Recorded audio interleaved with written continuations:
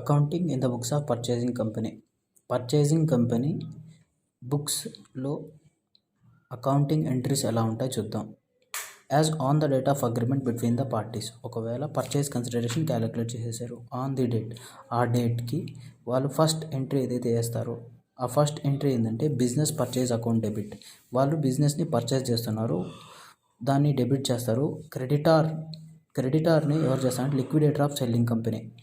ఇది first entry ఉంటుంది. Business purchase account debit to liquidator of selling company being business taken over తీసుకుంటాం. On the date of assets taken over, incorporation of assets and liabilities అని కూడా చెప్పుకోవచ్చు.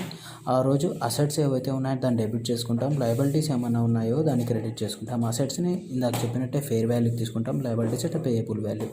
Debit side కన్నా difference వస్తే దాన్ని good will అనుకుంటాము. Good will అని ఎందుకు అనుకుంటామంటే ఫ్యూచర్లో మనం ఎక్కువ ఎందుకు పే చేస్తున్నాం అంటే ఫ్యూచర్లో వచ్చే ప్రాఫిట్స్ కోసం మనం ఇప్పుడు ఎక్కువ పే చేస్తున్నాం అనుకొని దాన్ని గుడ్ విల్ అనుకొని దాన్ని మనం డెబిట్ చేసుకుంటాం.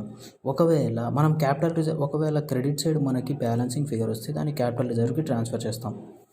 On the rate of payment of the liquidator ఏదైతే పే చేస్తాడో ఈ లిక్విడేటర్కి మనము ఎప్పుడైతే పే చేస్తామో అప్పుడు ఎంట్రీ ఏమొస్తుందంటే liquidator of the selling company account debit. To క్యాష్లో పే చేస్తే క్యాష్, టు షేర్స్లో పే చేస్తే షేర్స్, టు ప్రిఫరెన్షియస్లో పే చేస్తే ప్రిఫరెన్షియస్, టు సెక్యూరిటీస్ ప్రీమియం అంటే ఎక్స్ట్రా అమౌంట్ ఏమైనా పే చేస్తే దాంట్లో అనమాట. In the books of selling company బుక్స్లో ఏముంటుంది ఇప్పుడు చూద్దాం. మెయిన్ ఆబ్జెక్టివ్ అంటే బుక్స్ని క్లోజ్ చేయాలి. ఈ కవరేజ్ ఏముంటుందంటే దీంట్లో first realisation account, equity share holders account, cash and bank balances, ఇవి 3 ఉంటాయన్నమాట. ఈ 3 అకౌంట్స్ని కవరేజ్ ఉంటుంది. ఫస్ట్ మనం ఎంట్రీస్ చూద్దాం. స్టెప్ 1 ఎంట్రీ అంటే transfer of equity share capital reserves and surplus miscellaneous to the equity share holders fund. మనం ఇందాక మాట్లాడుకున్నాము. Equity capital, reserves and surplus, ఇంకేమైనా మిస్లీనియస్ ఏమైనా ఉంటే వీటినన్నిటిని ఏంటంటే ఇవి ఓనర్స్ ఫండ్ అనమాట. వీటినన్నిటిని ఏంటంటే ఈక్విటీ షేర్ హోల్డర్ అకౌంట్కి ట్రాన్స్ఫర్ చేయాలి. ఇప్పుడు మనం ఇక్కడ ట్రాన్స్ఫర్ చేస్తున్నాం. ఈక్విటీ షేర్ క్యాపిటల్ అనేది క్రెడిట్ సైడ్ ఉంటుంది, కానీ దాన్ని ట్రాన్స్ఫర్ చేయడానికి డెబిట్ సైడ్ దాన్ని డెబిట్ చేస్తాం. Equity share capital, reserves and surplus ఇది క్రెడిట్ ఉంటుంది కాబట్టి దీన్ని ట్రాన్స్ఫర్ చేయని డెబిట్ చేస్తాము టు ఈక్విటీ షేర్ హోల్డర్స్ అకౌంట్కి దీన్ని ట్రాన్స్ఫర్ చేస్తాము. ఇప్పుడు మిస్లీనియస్ ఏదైతే ఉందో మిస్లీనియస్ని ఈక్విటీ షేర్ హోల్డర్స్ అకౌంట్కి ట్రాన్స్ఫర్ చేస్తాం. మిస్లీనియస్ అకౌంట్ అనేది ఆల్రెడీ డెబిట్ ఎక్స్పెన్స్ కాబట్టి దాన్ని మనము క్రెడిట్ చేసి ఈక్విటీ షేర్ హోల్డర్స్కి పంపిస్తాం దాన్ని. ఇప్పుడు దీన్ని ఎంట్రీ చూద్దాం. ఈక్విటీ షేర్ హోల్డర్స్ అకౌంట్లో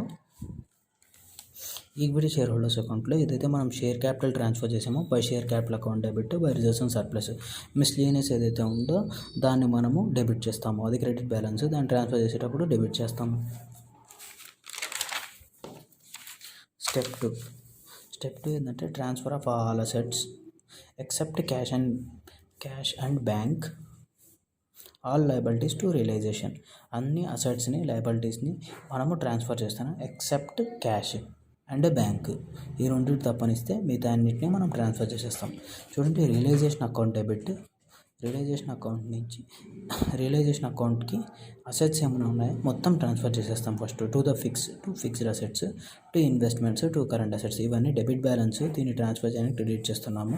ఇవన్నీ రియలైజేషన్ అకౌంట్కి ట్రాన్స్ఫర్ అయిపోతాయి. అదేవిధంగా ఏవైతే లయబిలిటీస్ ఉన్నాయో వాటిని డెబిట్ చేసి రియలైజేషన్ అకౌంట్కి ట్రాన్స్ఫర్ చేస్తాం. చూడండి, provisions account debit, loan account debit, current liabilities account to realisation. దీన్ని మనం ఎంట్రీ చూద్దాం.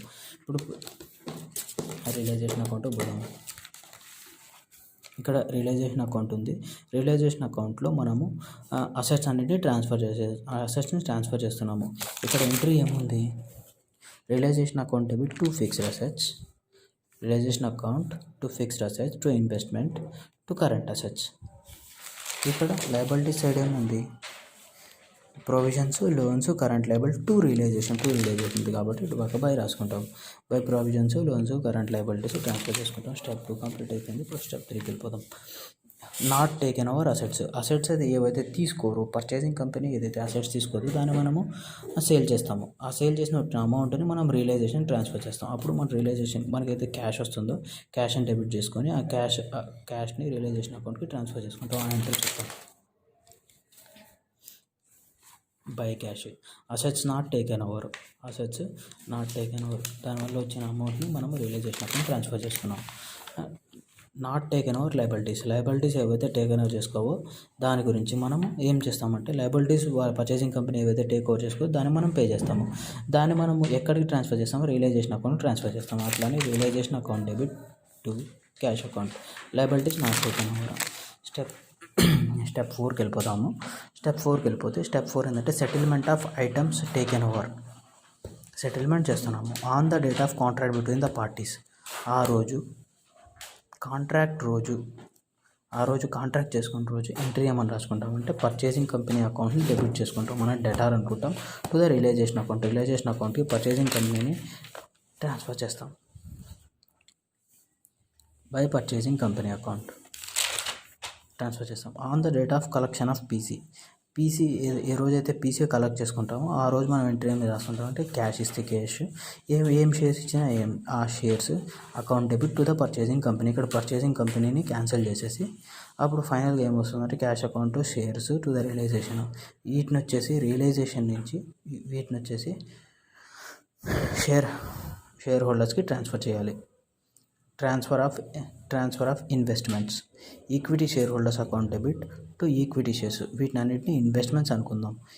ఈ షేర్స్ ఏంటంటే పర్చేసింగ్ కంపెనీ షేర్స్, సెల్లింగ్ కంపెనీకి ఏవైతే అంటే ఇన్వెస్ట్మెంట్స్ అవుతాయన్నమాట. వీటిని షేర్ హోల్డర్స్ అకౌంట్కి ట్రాన్స్ఫర్ చేస్తాం to equity share holders account debit. Equity share holders అకౌంట్లో పంపిస్తాం అన్నమాట to equity shares of purchasing company. Equity share హోల్డర్స్లో to equity shares of purchasing company transfer చేసాం. Payment of liquidation expenses. ఏమైనా liquidation expenses కన్నా purchasing company pay చేస్తే realisation account debit to bank being liquidation expenses paid.